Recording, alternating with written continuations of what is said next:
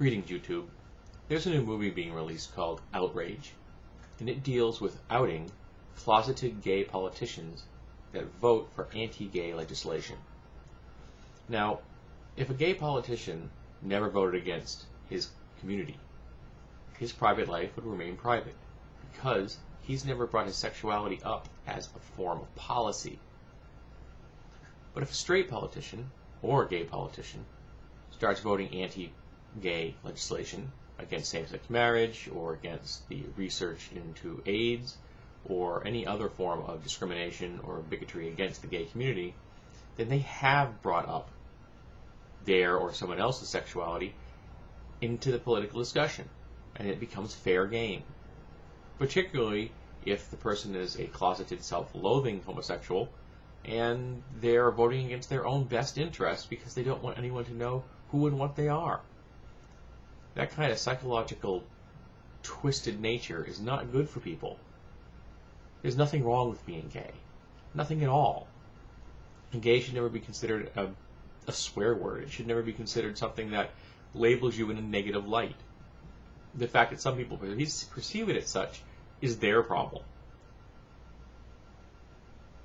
I know that outing a private citizen who's kept his private life just that, private, is a negative event, and I don't agree with it.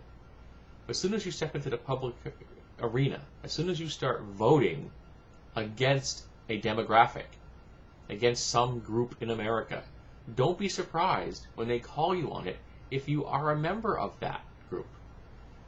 If a black person voted against black rights, civil liberties for minorities, don't be surprised if people called the politician on that. The same for any other demographic, any other minority.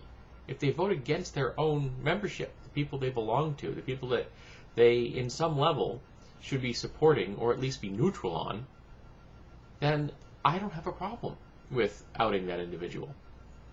I just read something on a thread a few minutes ago, and the person said that they felt that a politician who was gay and voted against gay policies because the constituency they represent wanted them to was doing their job. That it wasn't their job to do what was right, it was their job to do what their constituency wanted them to do.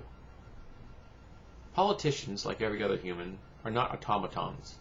We don't just do things. We have the ability to express free will. We have the ability to ponder a concept, to think about it, to dwell on it, to consider the ramifications and all the possible outcomes of our decisions.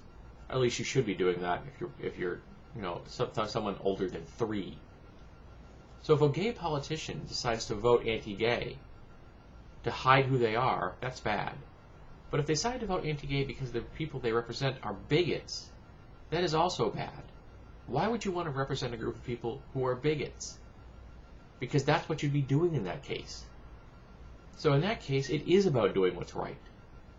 Because sometimes you have to lead people by example. Following the herd mentality isn't going to make changes, isn't going to make the world a better, more open, more inclusive place. And that's important. And a politician, it should be a type of individual that thinks about these things, that dwells on them, that considers them important. And if you don't be a politician. If you just want power, become a businessman. Because money is much more powerful in America than politics. If you have enough money, you bribe politicians to do and say and act as you want them to. But if you're a public figure, and you're supposed to be doing what is right for the entire nation, for your entire people, that sometimes you have to go against the grain. Sometimes you have to tell the people that voted you into power that their will is bigoted, and it's time to stop being bigots. It's time to move forward. It's time to be inclusive. It's time to give rights to everyone.